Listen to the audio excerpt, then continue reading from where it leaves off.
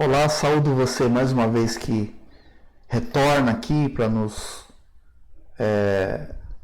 prestigiar, né? Assistir aos nossos estudos.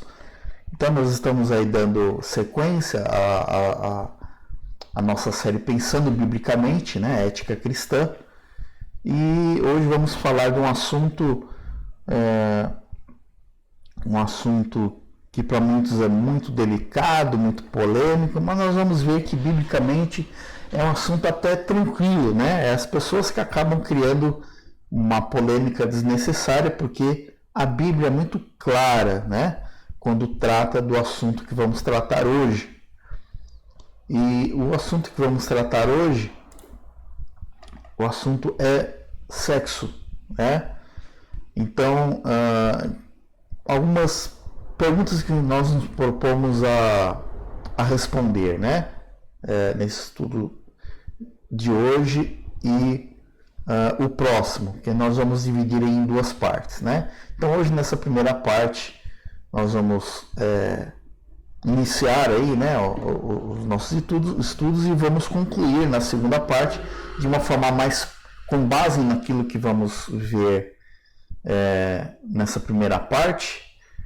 Nós vamos ver na segunda parte, vamos concluir e analisar algumas argumentações que geralmente as pessoas fazem. Então nós vamos até o final do próximo estudo, da próxima semana, responder as seguintes perguntas. Será que vale tudo, quando se fala de sexo, será que vale tudo, desde que o sexo seja consensual, né? Ou seja, se duas pessoas concordaram, será que vale tudo, né? E quais as respostas bíblicas para as alegações mais comuns em favor do sexo fora do casamento e outras questões, né? Essa já é uma questão que nós vamos ver no próximo vídeo, na próxima semana. Mas eu chamo a sua atenção para algumas informações que nós vamos passar hoje, que são muito importantes até que a gente chegue lá na próxima semana e tratemos dessas alegações mais comuns. Então, mais uma vez, né, como eu sempre faço aqui, vamos fazer justiça, porque nós estamos usando o livro do Norman Geisler, né, Ética Cristã, da editora Vida Nova. E, mais uma vez, né, eu repito, nós tratamos aqui de forma muito resumida. Se você quiser ler, se debruçar sobre o assunto de uma forma mais aprofundada, recomendo fortemente aí o livro do Norman Geisler sobre ética cristã. Bom, no livro do Norman Geisler, ele trata ali de alguns argumentos, do surgimento, né, de algumas correntes filosóficas que levaram ao surgimento da revolução sexual, né? E eu não vou tratar disso aqui, tá? Se você tiver interesse em conhecer as correntes filosóficas aí que levam aí a revolução sexual, né? Você terá isso lá no livro. Mas eu queria... o Norman Geisler, ele começa falando de algumas informações lá dos Estados Unidos. É muito importante a gente entender que o Norman Geisler, quando ele trata de alguns assuntos, ele tem em vista a realidade dele lá como norte-americano. Então eu fiz uma pesquisa para que nós estivéssemos contextualizando melhor a nossa realidade, essa questão do sexo. Ele fala lá do sexo prematuro, antes do casamento, de gravidez na adolescência. Então eu fiz uma pesquisa para saber da nossa situação. Então olha só, eu fiz esse gráfico aí, tirei esses dados lá de uma reportagem do site www.gov.digital, e que esse gráfico mostra? Que há nos países da América do Sul uma queda nos casos de adolescentes, de mães adolescentes, né? Entre 15 e 19 anos. Então, nascidos de mães adolescentes a cada 1.000 meninas de 15 a 19 anos. Então, a gente olha assim e você vai falar, cara, então tá melhorando, que bom. Não é bem assim, né? Sim, está caindo, o número está caindo, mas isso está acontecendo no mundo inteiro, né? Agora, apesar de estar caindo, você vê no gráfico que os números estão caindo aí na América do Sul. Então, cada linha aí é um país, né? Então, temos a Argentina, Bolívia, Brasil, Chile, Colômbia, Equador, Paraguai, Peru, Uruguai e Venezuela. A linha mais forte aí eu fiz de propósito, que é o Brasil. Então, o que a gente tem que observar aí nesse gráfico?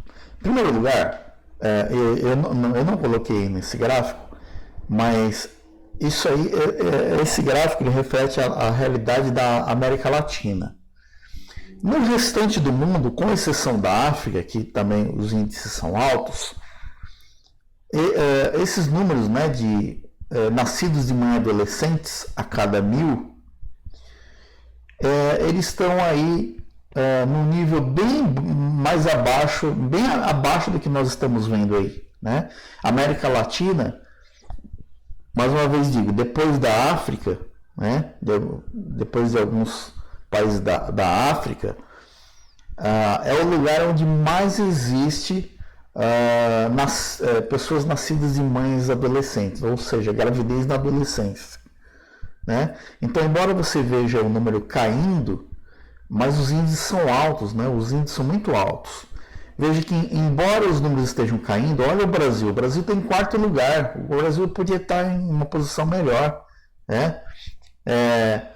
Você vê que alguns países os níveis estão muito altos e o Brasil é o quarto colocado aí, né? Então ainda tem muita coisa para melhorar, né? E ainda há muito que melhorar. Se você ainda não está entendendo, eu vou mostrar a nossa realidade agora dentro do Brasil. Então essa é a posição do Brasil na América Latina. América Latina, como um todo, a situação é ruim. Os índices estão altos, embora estejam caindo, mas ainda são muito altos. E dentro da América Latina, nós somos o quarto colocado. Estamos mal colocados dentro da América Latina. Como um país grande que somos, deveríamos estar numa posição melhor. Então agora eu vou mostrar a situação especificamente do Brasil. Então o mesmo site apresenta esse gráfico e ele diz o seguinte, que em 2018 nasceram 432.460 bebês e mães adolescentes, que representa 14,94% de todos os nascimentos do país naquele ano. Então em 2018 você pega todos os nascimentos e procura saber desses nascimentos quantos foram de mães adolescentes. Nós vamos ver que praticamente 15% desses nascimentos de 2018 são de mães adolescentes, né? Então, mães prematuras. E como é que isso acontece dentro do nosso país, né? Então, desses casos de mães adolescentes,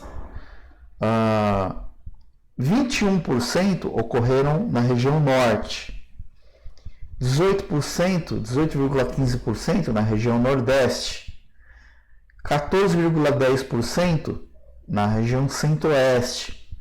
E a situação é um pouco melhor lá na região sul e sudeste. Sudeste com 12,21%, sul com 12,10%, né? Então, nós vemos aí a maior incidência, né, de gravidez na adolescência no Brasil está lá nas regiões norte e nordeste, né? Não que as demais regiões estejam tranquilas, né? Também o índice é alto, né? Mas é mais alto ainda nas regiões norte e nordeste. Quero que você veja agora um vídeo, vou colocar um vídeo. Esse vídeo é um vídeo que vai falar sobre gravidez na adolescência, certo? E quero que você preste atenção nesse vídeo e principalmente nos números. Até aqui a gente falou da situação, né? Da situação aí da situação da gravidez na adolescência, né, no Brasil, mas eu queria que você prestasse atenção também do que esse vídeo vai mostrar o impacto que a gravidez na adolescência traz para o adolescente, traz para a vida da pessoa, né? Isso também a gente tem que levar em consideração, ok?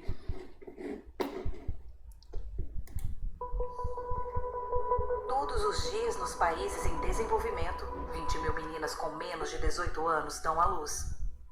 No Brasil, em 2016, nasceram 24 mil bebês de meninas de até 14 anos de idade e 477 mil de mães com idade entre 15 e 19 anos. Aqui, de cada 10 meninas de 15 a 19 anos grávidas ou com filhos, 7 são negras e 6 não trabalham nem estudam. De cada 10 meninas entre 15 e 17 anos que têm um filho ou mais, menos de 3 continuam estudando. Entre as da mesma idade e que não têm filhos, 9 em cada 10 estão na escola. Estudos internacionais mostram que de cada $1 que se investe em planejamento familiar, poupa-se $1,47 em assistência médica. Quando esse investimento é feito nas adolescentes, para cada $1 investido, serão $98,2 poupados até o fim da vida reprodutiva.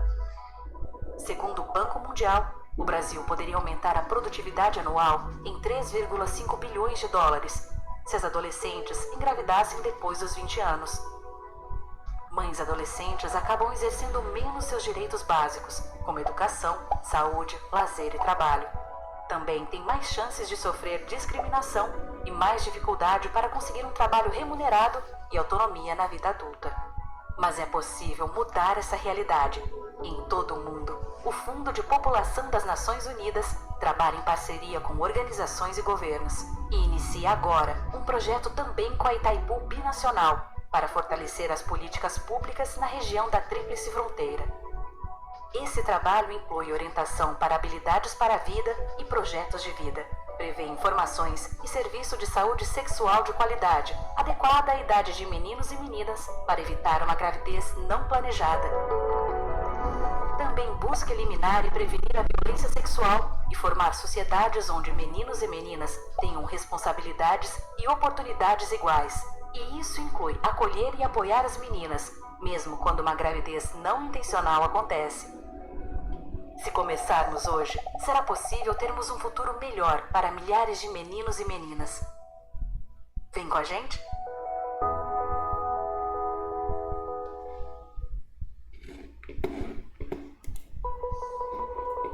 Todos os dias. Então a gente viu aí nesse vídeo, né?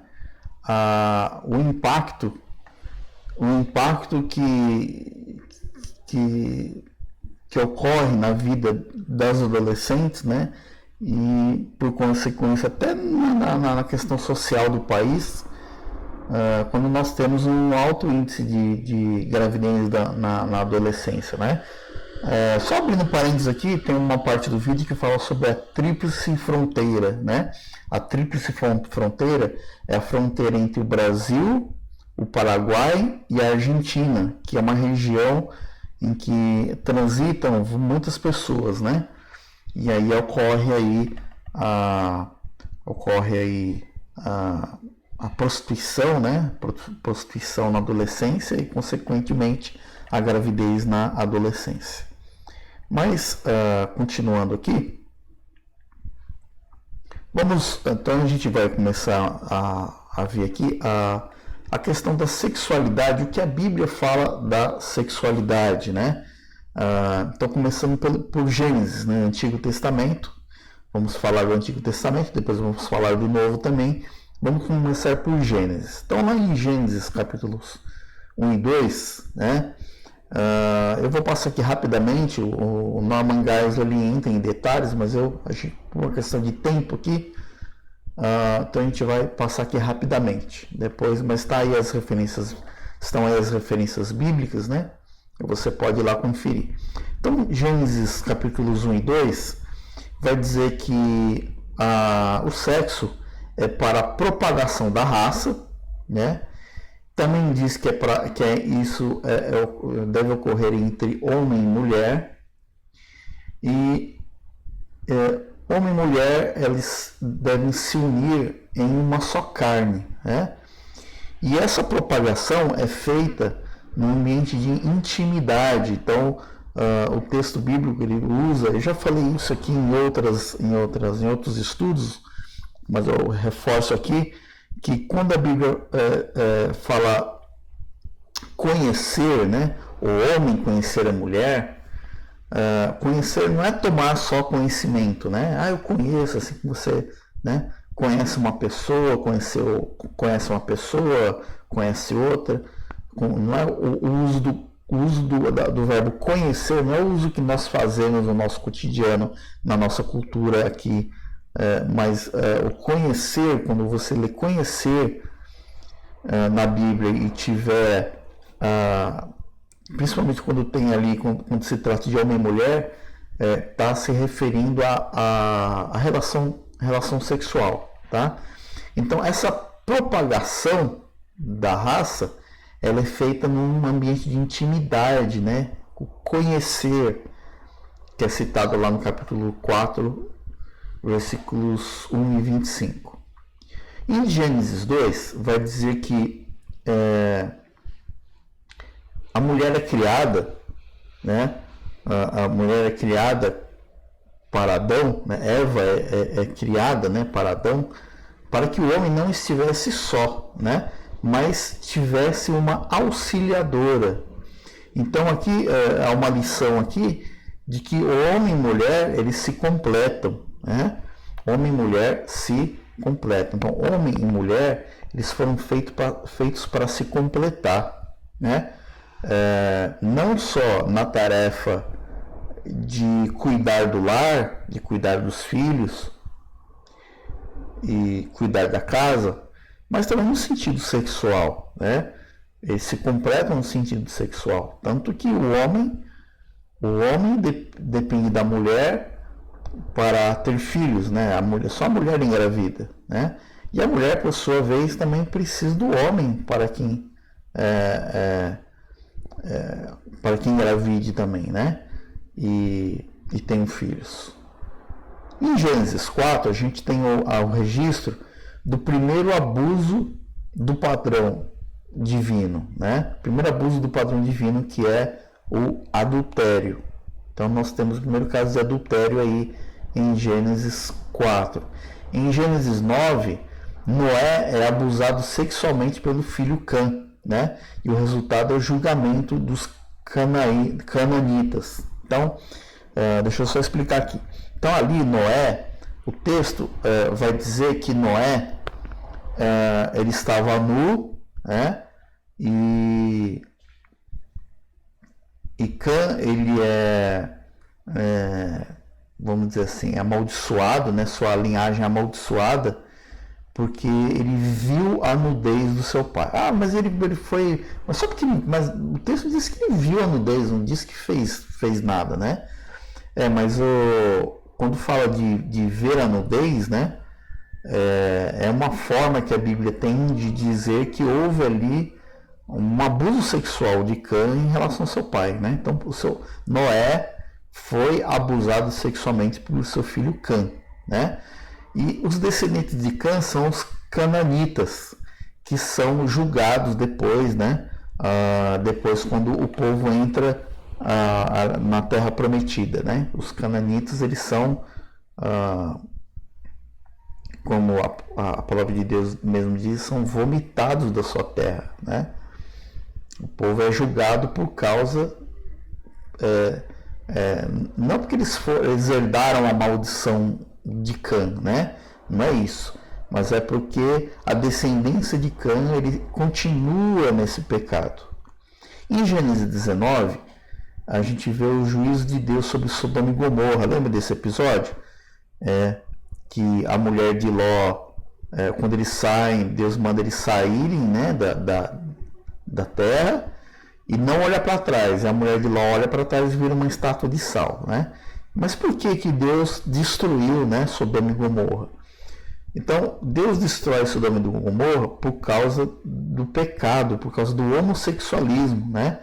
Se você ler lá em Gênesis 19, vai ver que os homens de Sodoma, eles queriam, olha aqui de novo, conhecer, mais uma vez o verbo conhecer aqui, os visitantes de Ló. Conhecer no sentido de ter relações sexuais com os visitantes de Ló.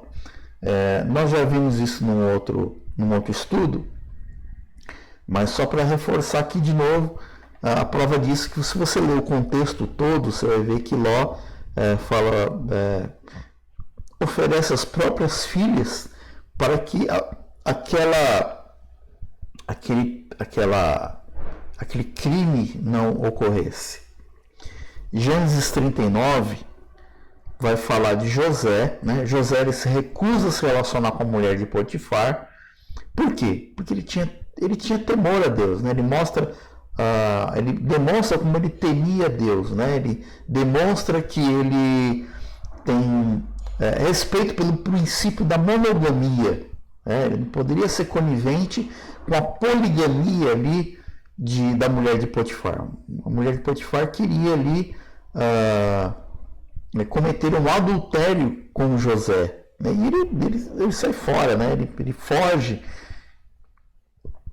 Então, demonstrando aí que os princípios, né, a respeito da sexualidade no Antigo Testamento, no livro de Gênesis.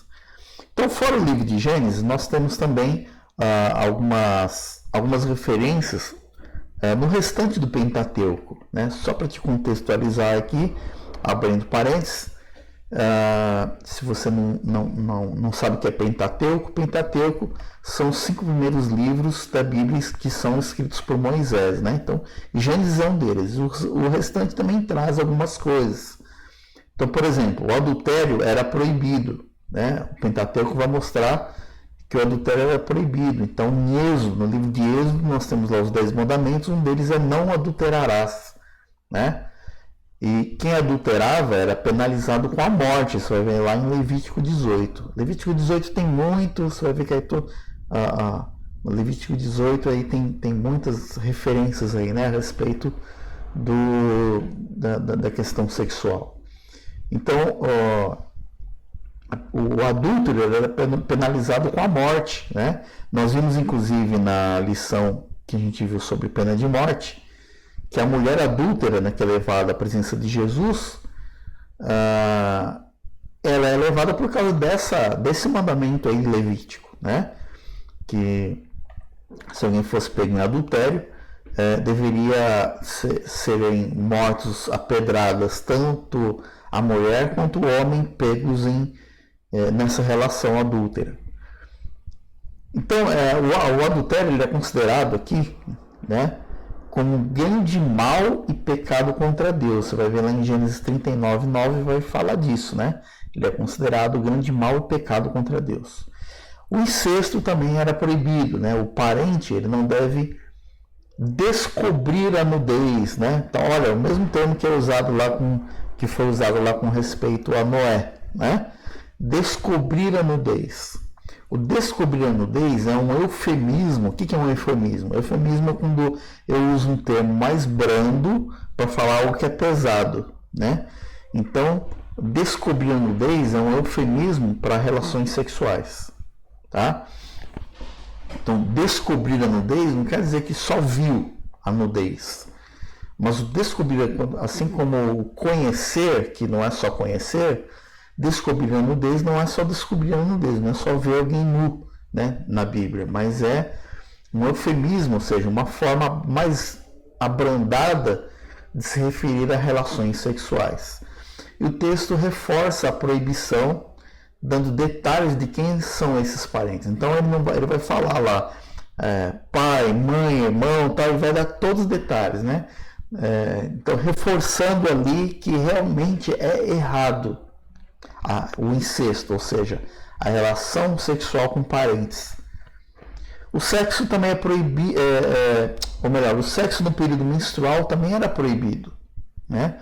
Então a mulher era considerada cerimonialmente impura quando estava nesse período, e o homem que se deitasse com essa mulher, né, e se sujasse com sangue da menstruação da mulher nesse período, também, por consequência, também era considerado cerimonialmente impuro.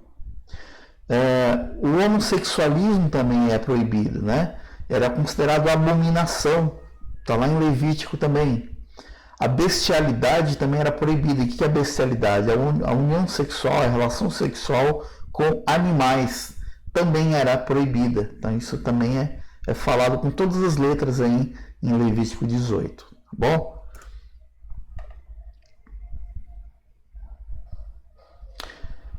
No livro do Cânticos dos Cânticos, né? É um livro aí escrito aí por Salomão, né? Então, do que trata esse livro? Esse livro, a interpretação literal desse livro revela a beleza do galanteio, né? Que está lá no capítulo 1, capítulo 1, versículo 2 até o capítulo 3, versículo 5, vai relatar esse galanteio de Salomão, né, em relação à sua amada. Depois, no capítulo 3, versículo 6 até o capítulo 5, versículo 1, vai mostrar a aproximação que ele faz da sua amada. E terminando no casamento, que é relatado lá do capítulo 5, versículo 2 até o capítulo 8, versículo 14. Então a gente vai ver aí o livro Cântico dos Cânticos, ele retrata a interação, o relacionamento, a interação aí de Salomão e de sua amada. E o que esse livro traz para nós de lição com relação à sexualidade? Então a gente vai ver nesse livro, em primeiro lugar, fica claro aí que é o relacionamento entre homem e mulher. Homem e mulher. Uma relação que não é homossexual, é heterossexual.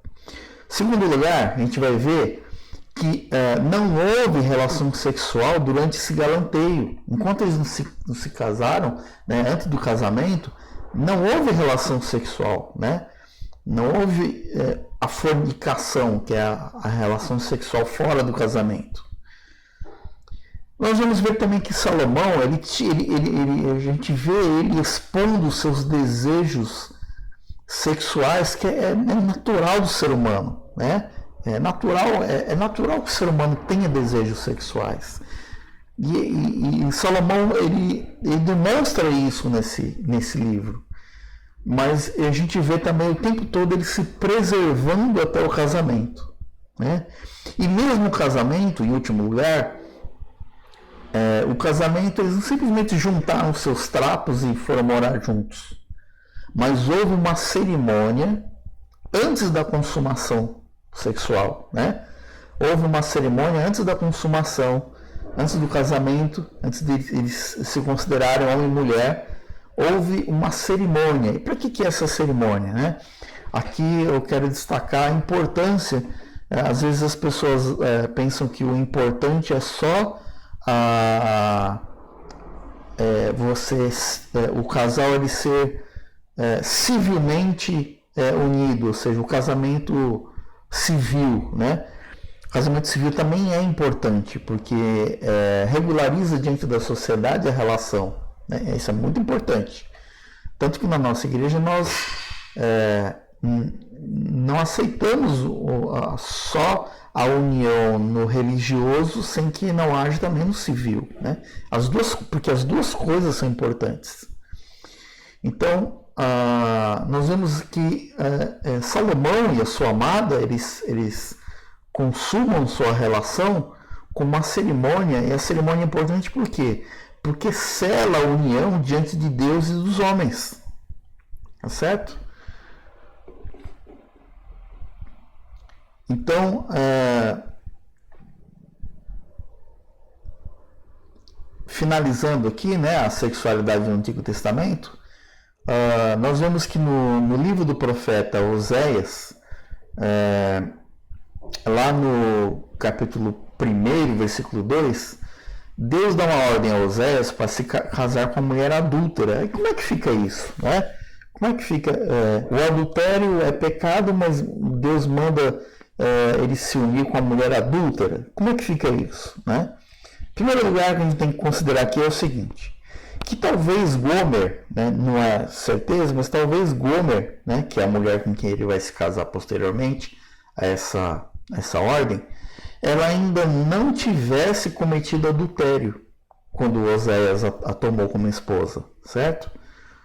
Segunda coisa que a gente tem que considerar é o seguinte, que o texto não é conivente com a prostituição, né? Porque Gomer, ela é uma prostituta e desculpem, e Oséias vai se unir a ela, né? Mas como é que fica isso, né? Acontece que fica parecendo que Deus é conivente com a prostituição, mas não, Deus ele usa justamente essa união de Oséias com uma prostituta e vai mostrar como Oséias sofre com isso, para mostrar, justamente para fazer um paralelo aí, para Deus usar essa união para mostrar como Israel também era, com a sua idolatria, ela cometia uma espécie de prostituição espiritual. Então, assim como Gomer se mostraria infiel com relação a Oséias, Deus vai dizer assim como ela foi... a infidelidade que vocês estão vendo de Gomer com relação a Oséias é o que acontece de vocês em relação a mim, quando vocês procuram outros deuses, vocês são infiéis, vocês são como prostitutas, vocês cometem prostituição espiritual. Então o texto não está sendo conivente com a prostituição, muito pelo contrário, está usando essa prostituição para mostrar para Israel como eles eram idólatras, como eles eram infiéis. Em terceiro lugar, e foi Deus dar essa ordem a Oséias para se casar com uma mulher adúltera, né? Mas não está mandando adulterar com ela, né? Não está dizendo que é para adulterar com ela, mas está dizendo assim, essa mulher é uma mulher adúltera, então vai, né, e se casa com ela. Mas não está dizendo para adulterar com ela. E finalmente, o mandamento de Levítico 21:7, existe um mandamento lá em Levítico 21:7 de que os sacerdotes não deveriam se casar com prostitutas, né? Mas isso era para os sacerdotes. Oséias não era um sacerdote, Oséias era um profeta, certo? Então, na próxima semana aí a gente já começa a falar do Novo Testamento, né? Começa pelos Evangelhos, e a gente vai ver que Jesus vai condenar a fornicação e vai condenar o adultério. Mas isso já é um assunto já para a próxima semana, e nós ficamos por aqui. Então, o importante nós entendermos aqui hoje a situação que encontra o nosso país com relação a gravidez na adolescência, os impactos que isso tem na vida da pessoa, como a Bíblia trata no Antigo Testamento dessas questões, e nós vamos ver na próxima semana como é que o Novo Testamento trata as relações sexuais, né? Então nós vamos ficar por aqui. Eu espero que até aqui você tenha sido abençoado por esse estudo, e não perca, né, na próxima semana a nossa conclusão. Nós vamos tratar do relacionamento sexual, a relação Nós vamos ver os textos do Novo Testamento que tratam disso e a relação do assunto também com a Trindade e, finalmente, também falar de alguns argumentos que as pessoas trazem para defender algumas relações sexuais biblicamente consideradas ilícitas, ok? Obrigado por assistir até aqui.